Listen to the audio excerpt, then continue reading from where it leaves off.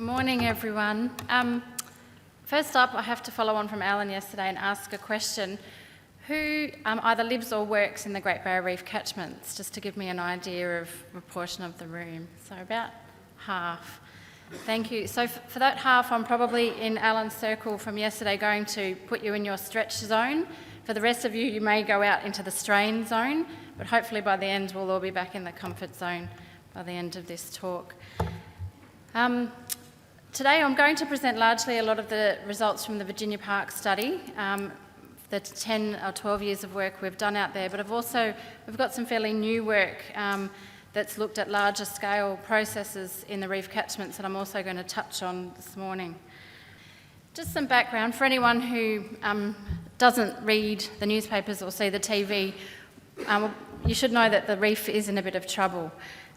Offshore from here, just outside, we have the world's largest reef system covering 2,300 kilometres of the Queensland coast. Importantly, it's valued at somewhere between $6 and $51 billion to the Australian economy, depending on which economic model you use, and noting Indigenous values haven't been taken into account. So it's a fairly important asset ecologically and economically. I thought because this was a research update conference, I'd give you some of the more recent findings that support why the reef's in trouble. About 10 years ago, when we started a lot of the work in the Burdekin, there wasn't a lot of strong research to say why the reef was in trouble and what's gone on, but in the last 10 years there's been some really important findings that have been published, and probably three of the key papers, one in Nature, by Malcolm McCulloch and friends, suggesting or showing that the amount of sediment, at least coming out of the Burdekin catchment, is 5 to 10 times more than it was prior to European settlement. And that's been demonstrated in using isotopes in coral cores. The COTS, or crown of thorns starfish outbreak research, has also been demonstrated by the group at AIMS, the Australian Institute of Marine Science, showing there's much more prevalence of COTS where you get high nutrient levels. Those nutrients could be coming from dissolved forms from sugarcane, or they could be coming from particulate forms in the grazing systems as well. And more recently, the paper last year came out showing there has been a 50% decline in coral cover over the last 27 years, and reefs that are further away from agricultural development are in much better condition than those adjacent to agricultural systems. So we now have some fairly compelling evidence to say we have a bit of a problem offshore with our reef. Some of the policy responses by government for this have been to produce the Reef Plan and the Reef Water Quality report cards. The overarching aim of the Reef Plans is quite bold, but it is to ensure by 2020 that the quality of water entering the reef from adjacent catchments has no detrimental impact on the reef health and resilience. To do this, they've rolled out a number of water quality and land management targets. Many of you are probably familiar with. A target is something like improving cover in grazing lands or changing nitrate fertiliser use in sugar. There's also water quality targets for dissolved inorganic nitrogen and sediment and attached nutrients. There's been a large investment in the reef catchments in terms of trying to make these changes, and they've just released another $200 million for this work. So all up over the last decade, there's been about $600 million worth of investment. However, when you spread that right across all of the reef catchments, which is about 430,000 square kilometres, it's about $14 a hectare. So it doesn't go very fast. So we need to be quite clever about how we're going to distribute that funding. And a lot of that's actually done through the natural resource management regions and groups that many of you are a part of. But today I'm going to be talking specifically about work we've done in the Burdekin catchment. For those, I think many of you live and work in that catchment. So about 10 years ago, and continuously over the last 10 years, we started asking some research questions to support this policy framework. We wanted to know, well, there's a lot of sediment getting out to the reef, that's been well established, but where's it coming from? What type of sediment is it? Because sediment is not all the same. We've now found that it's basically the less than 10 micron, the very fine sediment that's getting out to Nemo out the back there. We wanted to know what erosion processes are of most concern, because if we're going to invest in restoration, which process are we going to hit? We wanted to know exactly how much more sediment is coming out now than prior to agriculture. We know that 5 to 10 times more is reaching the reef, but there could have actually been a lot more eroded, and there's some stored in the system before it gets out there. We want to know whether, if we actually improve management on the land, will this impact on water quality and improve the quality of the water? And most importantly, we want to know whether the changes we're making will be sustainable both for the reef and also have economically viable enterprises back in the land. Most importantly too, that we really need to know where we're losing soil from, because as graziers and farmers, you need that soil, that's your future.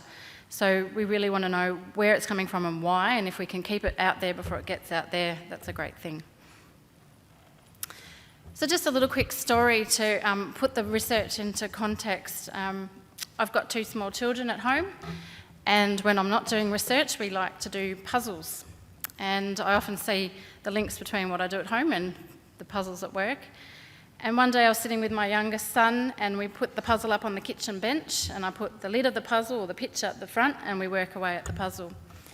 And one day I said to Kyle, "What do you think the most important parts of the puzzle are?" And he said, "Oh, Mum, I think the sides of the puzzle. Once I've got the sides, I'm good." And then he said, no, the corners of the puzzle, because then I can get 2 sides, and then I'm really doing well.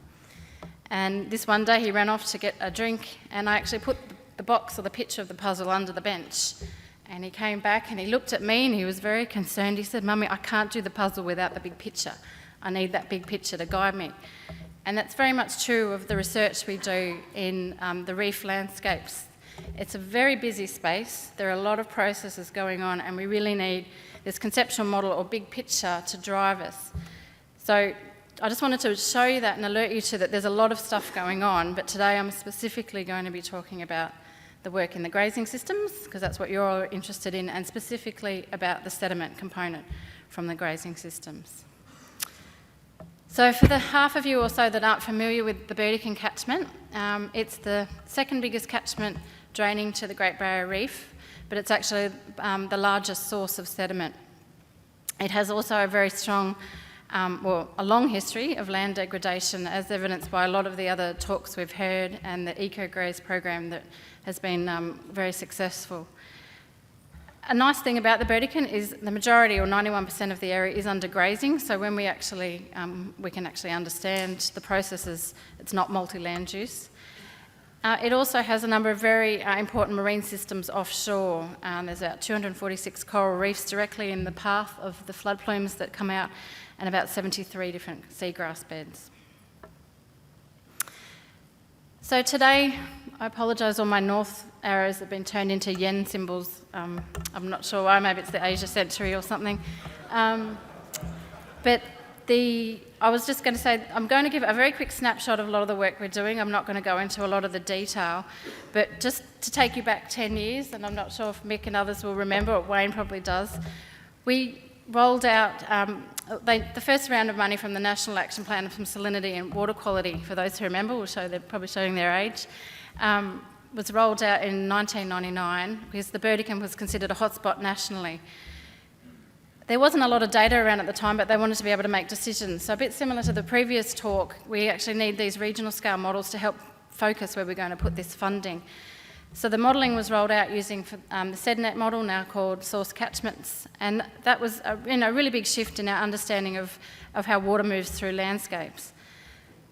The big problem, as I said, was the models were very data poor. So through MLA funding, we set up a number of experimental sites around the Burdekin catchment to try and capture some more data that we could feed into these models down the line.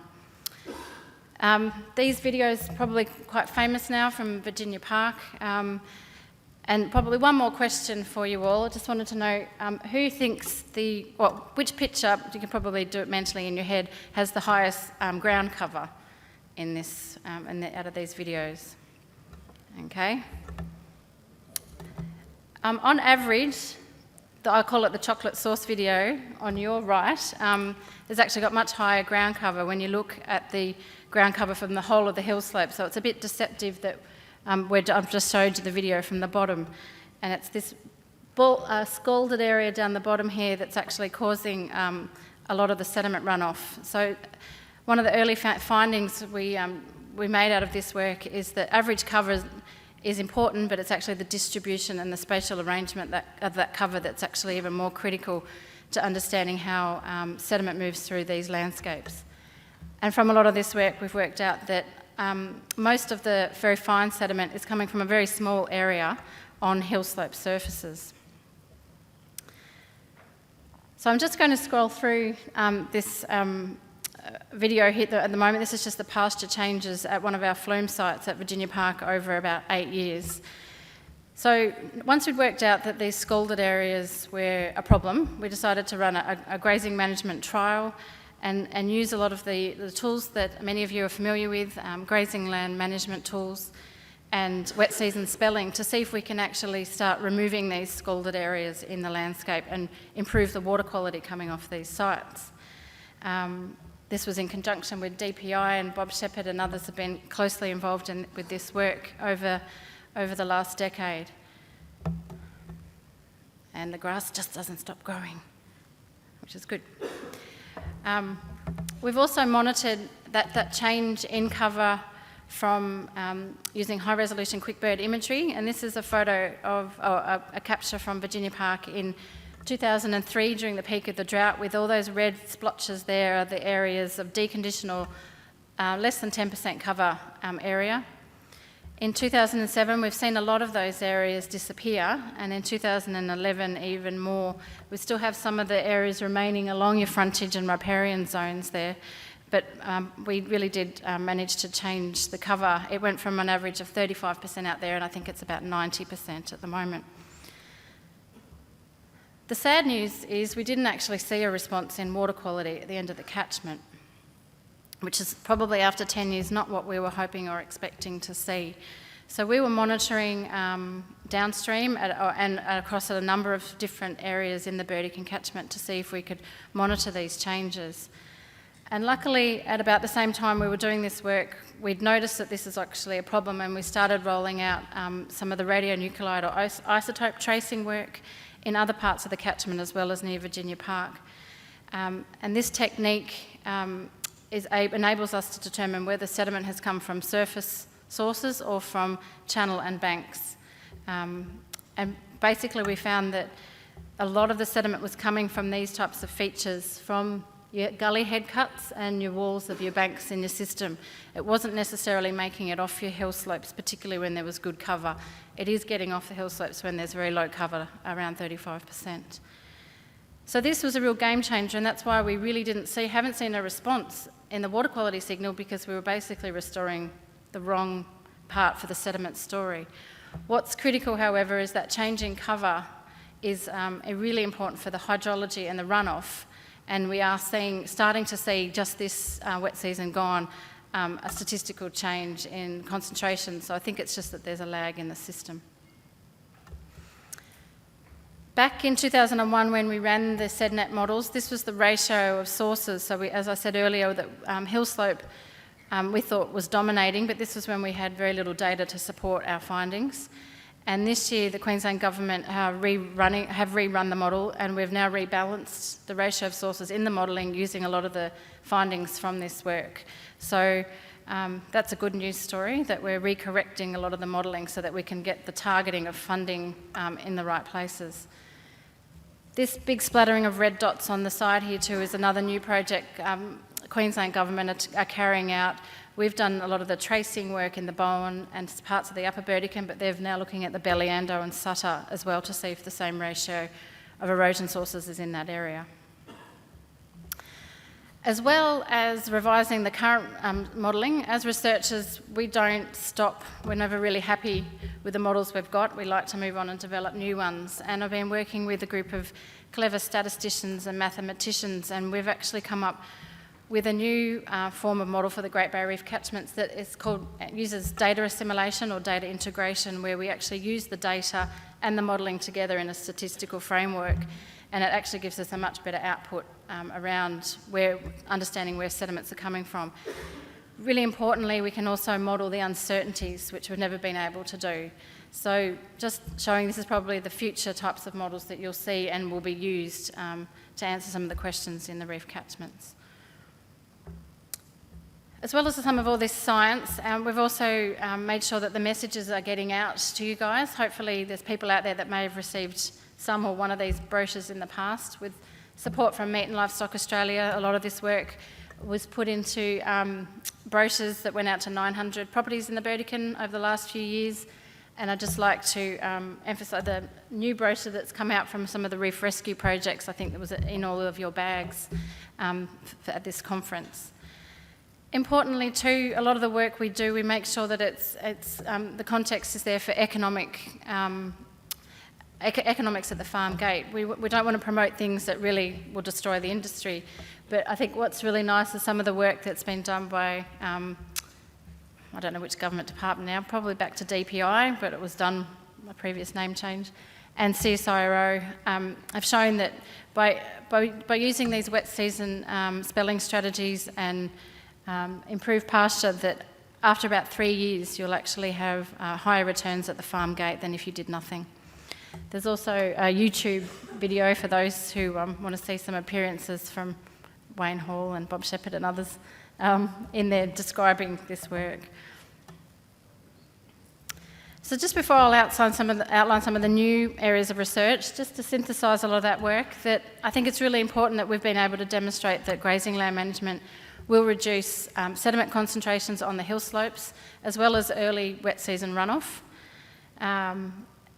The bare patches, those scalded areas, are your major source of sediment on the hill slopes, but at a catchment scale, it's your channel sources, so gully and stream banks, that are your major source of sediment in rangeland areas. It's the hill slope hydrology that's driving this, so we want to be able to keep as much water back in the soil as we can, growing grass for production and not running off out to the reef and taking stuff with it. In terms of the policy, that we're constantly trying to tell people that they want to implement things now and they'll see a response tomorrow, it will take a long time, and we're seeing that in some of these trials now. And probably most importantly, that we need the models. The models are really critical for these large-scale systems, but they're most useful when they're supported by good quality data. So I just wanted to raise 3 areas where I think we need to go now in terms of this work. As I said, in that work, we did see a change in the sediment concentrations, but we haven't seen a change in the hydrology, and this is really quite critical in these landscapes. A bit of background too for those who aren't familiar with Virginia Park is this is a dominated Indian couch landscape. So we've been looking to see if we can transition those grasses across to more 3P deep-rooted perennial grasses, that we're hopefully going to see a change in runoff and more water retained on site. The reason we've struggled with this area in the past is mainly around the instrumentation. Getting measurements of soil moisture have been difficult. Usually have TDRs or point measurements at a place in time. This is a new cosmic ray soil moisture sensor. Won't go into the physics except to say that exploding stars happen out of space. They send signals down and get captured by this thing here that's been developed by Arizona State University. And it can actually measure the amount of soil moisture over a 40-hectare footprint. So, and it's actually been now calibrated against the flumes at Virginia Park, and it's doing a pretty good job. So it's ready to roll out and ask some more questions around runoff, pasture management, and grazing condition. As I mentioned earlier too, that scalds are obviously a problem, and gullies, and I was really pleased to see a few posters where people are out trialling different methods for rehabilitating these features in the landscape. We actually do have some trials out at Virginia Park as well, quite small scale, but I think we need a bigger effort on this. If we're actually going to rehabilitate these things, how do we do it? How much will it cost? Is it worthwhile? We've done some very simple things. We call these stick sausages. You just roll up sticks and wire and put them in your system, but we've got some fancy equipment downstream measuring as to whether these are actually working. But I think we really need to start stepping back and looking at what we can do. For example, in China, where they've got massive soil erosion problems coming off the lowest plateau, they put check dams in around these areas to catch all the fine sediment, and years later they farm on top of them. So we need to start thinking, how are we going to deal with that in these landscapes? And just finally, another new technique that we've found that I'm a bit excited about is terrestrial cosmogenic nuclides. That's probably one of those gee whiz things that Ian Watson mentioned yesterday. But this is another technique that comes from exploding stars. Stars explode, they send lots of different reactions occur through the atmosphere, and we get cosmogenic nuclides joined to quartz particles in the soil. They've got a very long half-life that tell us the erosion rate over 1.5 million years. We've been playing with these techniques up in the Upper Burdekin to try and look at how much more erosion are we getting now off these landscapes than what we did prior to white man coming into these landscapes. This is just a box and whisker plot showing on the left the pre-European erosion rates and what we're measuring out in the Fanning River catchment. I was really quite surprised that the results here suggest it's only been about a 50% increase since grazing began, so 1.5 time increase, which is much lower than the 5 to 10 time they're getting in the coral cores. However, when we jump up to the whole of the Upper Burdekin catchment, we've actually had a 500% increase, or a 5.5 time increase in the rate of erosion in these catchments. And I think now maybe we're starting to see what's going on. So for those of you familiar with this landscape, you'll know that Virginia Park's on granodiorite. The Upper Burdekin has got a lot more of the sedimentary country, which is very fine particles, and that's where we believe that we've actually had the massive increase and change. So I think what's important is these techniques can start really helping us target where we need to focus our management actions. It's not everywhere. At the moment, when they run the models, we assume that the pre-European erosion rate is consistent, and this technique is showing it that it's not. And if we have limited funding to spread around, do we go and put it in an area where naturally the pre-European erosion rate was already very high and we've only changed it by a little bit? Or do we go and put it somewhere where it was quite low and we've changed it by a lot? I'd argue you'd probably be better putting your funding in that column on the right. So hopefully I've given you just a little bit of a snapshot of some of the research that's been going on in the reef catchments over the last decade. There's still a lot more to be done, but I think we've come a long way in 10 years. And as we slowly fill in the pieces of the puzzle, hopefully we'll have a much healthier catchment, and all of the reef catchments, as well as sustainable enterprises working in those catchments, and a healthy, ecologically safe Great Barrier Reef. So thank you.